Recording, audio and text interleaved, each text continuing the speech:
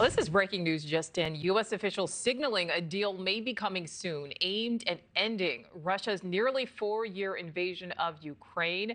This comes after a major shift from Ukrainian President Zelenskyy ahead of the high-stakes talks with Europe and U.S. officials in Berlin. Zelenskyy saying his country is willing to drop its long-held bid for NATO membership in exchange for legally binding security assurances from both the U.S. and Europe. Hannah Brandt is live in D.C. with the very latest updates on this. And Hannah, Zelenskyy is speaking right now.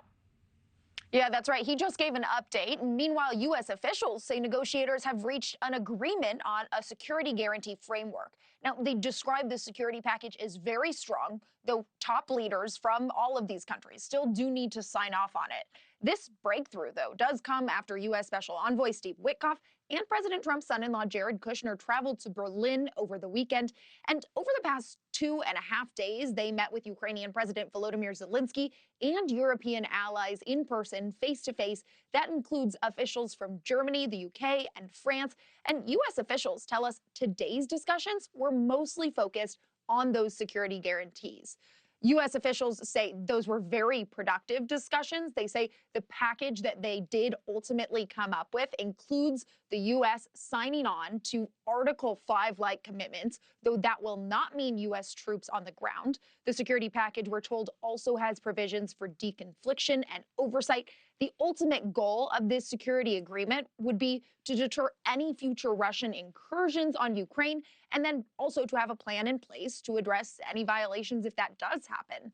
The U.S. officials do say President Trump has been briefed throughout these discussions, and they describe him as happy with where things stand at this point. They also added he believes he can get Russia to sign off on this security package, which is, of course, key to next steps. They do warn, though, this security agreement won't be on the table forever, and that it's only an offer that stands for now if all sides are able to reach a larger peace agreement.